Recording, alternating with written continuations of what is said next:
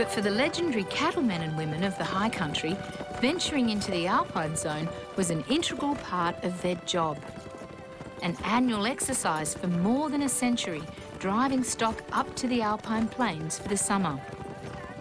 They're no longer allowed to muster or graze their cattle inside what is now a national park, but they do continue to ride here on designated routes with great passion. These are the people whose forebears inspired A.B. Patterson to pen that famous poem, The Man from Snowy River. And this is the place where that equally famous film, based on Banjo's ballad, was made. Mansfield, which is only 30 kilometres down the hill from Mount Buller, is the gateway to this larger-than-life landscape. And you'd be hard-pressed finding anyone more at home here than born and bred local Charlie Lovick from Seaforth Station, a 100-acre property pioneered by his great-great-grandfather in 1868. Do you know the poem? Look, I know all parts of it, but I couldn't recite the whole long version, though. You got the short one? There was movement at the station, for the word had passed around that the colt from old Regret had got away. So they went and got him back. Saves a lot of heartache and pain. Not to mention paper. That's right. All jokes aside, Patterson's poem captured the imagination of a nation. And every young bloke born to the bush aspired to be that man from Snowy River. And it really did get into people's blood. As a nation, we identify en masse with the image, but the truth is, only about 100 families living around the Australian Alps can lay any claim to it. We were the people that were born to this country. We were the pioneers of it, and we honestly have been its caretakers for 150 or more years. And we have it in our heart. It's our passion. It's our home. It's hard to talk about this part of the country and its culture without reverting to theatre, but make no mistake, the hardships that moulded these living legends are very, very real. First experience when I went to the high country with the cattle was that we had an early snowfall.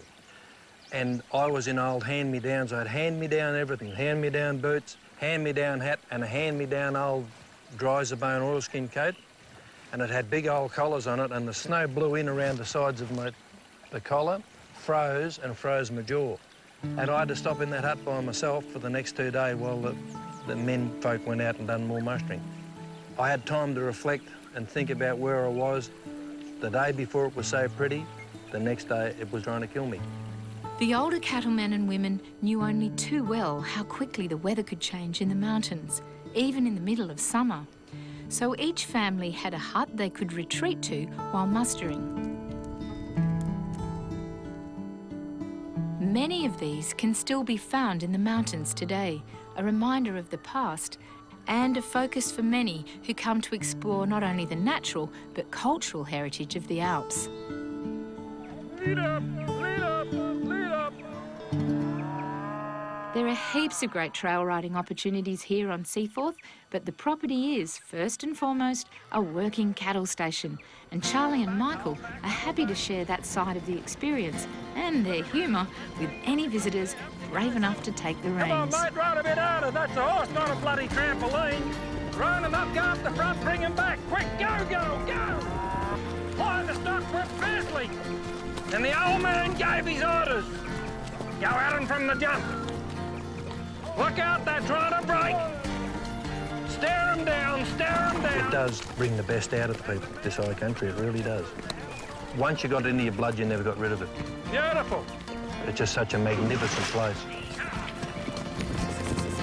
He sent the Flintstones flying, but the pony kept his faith. It was grand to see that mountain horseman ride. Woohoo!